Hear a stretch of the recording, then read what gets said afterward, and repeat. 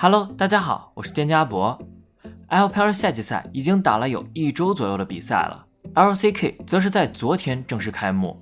因为 LCK 赛区的队伍没有那么多，整体的赛程安排没有那么密集，战队也有更充裕的时间备战和调整。在首日的比赛中 ，DRX 战队是顺利取胜了，而队伍中的辅助选手 Banro 也是接受了采访。在采访的过程中，被问到有关版本的问题时，Banro 会主动的谈到 LPL 赛区以及中韩赛区的一些差异。他的这个采访也是引起了 LPL 观众的注意。Banro 在加入 DRX 之后，曾经和打野 Pilsky 说让他去看RNG打野位的第一视角进行学习，其对于 LPL 比赛的关注度是非常高的。早在去年，观众们就已经知道 Banro 是一个训练量没有那么高的选手，很多时候会选择通过观看或复盘比赛来提升自己。在最新的采访中 Banro 被问到对于新版本的看法，他表示版本更新后，后期有优势的英雄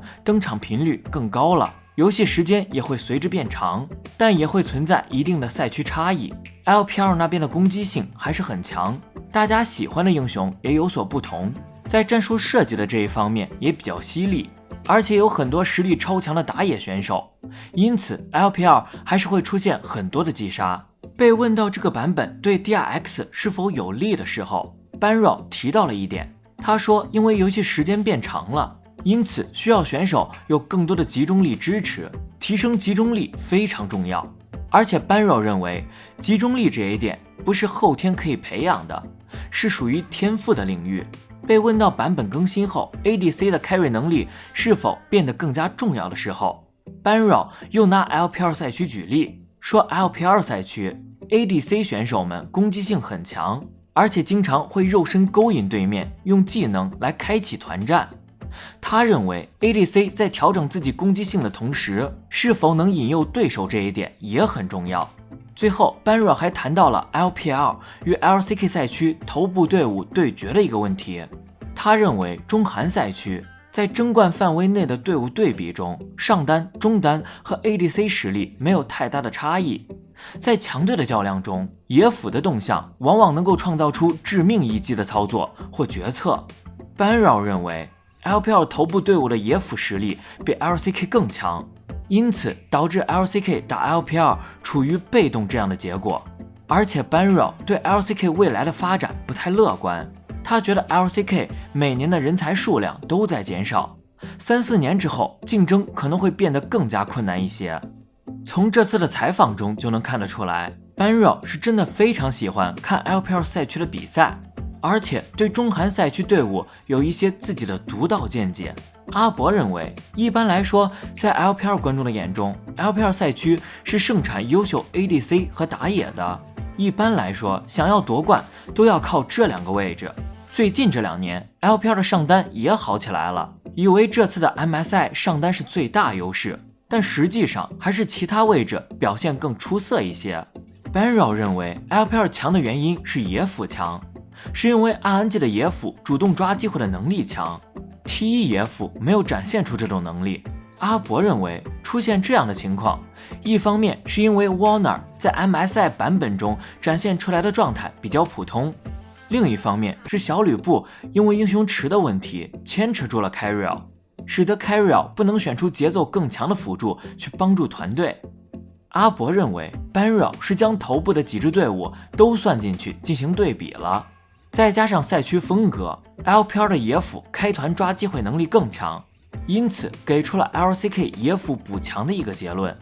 而且他也意识到了 LCK 赛区人才变少的一个隐患，对于 LCK 未来的发展也是一个偏悲观的态度。随着 LCK 夏季赛的开赛，也出现了一些新的节奏，例如昨天和大家说的 LCK 解说金东俊，号称地位仅次于咆哮哥的 LCK 解说，因为比赛中没有念出某选手的 ID， 结果被 T1 大粉带头冲了，导致这位解说退出了 LCK 解说台。这件事在 LCK 圈和 LPL 圈都引发了不小的争议。然而与此同时 ，LCK 版饭堂却火爆开播，嘉宾很敢说，几乎全程开团，但唯独一个 ID 却不敢提起。大家都知道 LPL 饭堂算是咱们赛区原创的一个节目了，经常是在一周的比赛打完之后，或者在焦点之战打完后，解说圈的几个老油子再加上嘉宾，在饭堂里各种玩梗，调侃选手或者战队，并且讨论一些争议性的话题。很多高人气选手都曾被饭堂的几位解说开团，而且 LCK 仿佛通过 LPL 饭堂汲取了灵感，也举办了一个类似饭堂的节目。节目采用辩论加讨论的形式，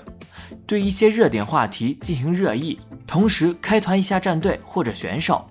这期 LCK 饭堂的嘉宾都是由 LCK 几位知名解说或者人气主播组成，其中一位解说还是直接 MSI 季中赛时狂开 RNG 和 LPL 赛区的 beat 刀。他之前有很多嘲讽 LPL 观众的言论，例如他曾经表示 LPL 观众黑 Faker 是因为自卑， LPL 观众只会吹捧 UZ 这样失败的选手。本来大家觉得有这样的嘉宾在，这期 LCK 饭堂应该狂开 LPL 才对，然而却并非如此。首先，嘉宾们讨论的是 LCK 赛区已经连续在3次世界赛赛事中获得亚军，其中一名嘉宾尴尬地说，亚军也算是荣誉，但不得不说 LPL 赛区还是太强了。之后话锋一转，大家开始讨论起这届 MSI， 主持人首先抛出一个观点，那就是 RNG 这次 MSI 采用线上赛的模式参加，是否会有便利？结果浅色衬衫的解说直言，虽然这届 MSI 有很多争议点，但不可否认这些都不是决定性因素。 T1 和 RNG 在硬实力方面还有差距，决赛能打成3-2已经很不错了。 T1 太看重前中期和线权了， BP 上也存在问题。 RNG 是一支韧性很强的队伍，不难看出 RNG 是把这些嘉宾打服了。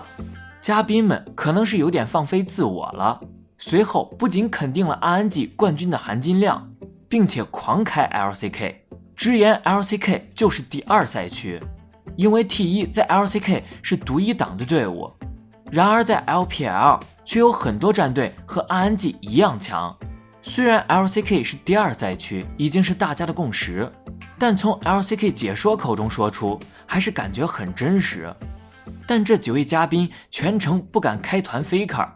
看起来也是很机智的。从这期 LCK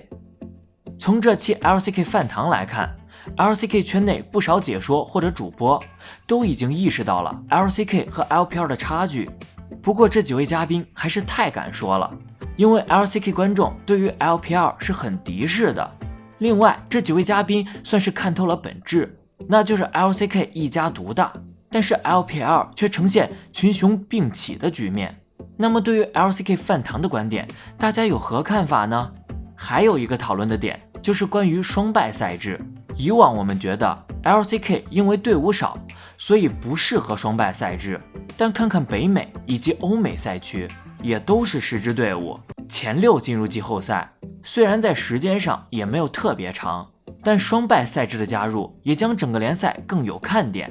也给了更多队伍更高的容错率。 LCK 未来是否考虑加入双败赛制的行列，目前还不知道，但如果 LCK 联赛模式不去改变，估计依然改变不了目前的状态。那么你觉得 LCK 有必要采用双败吗？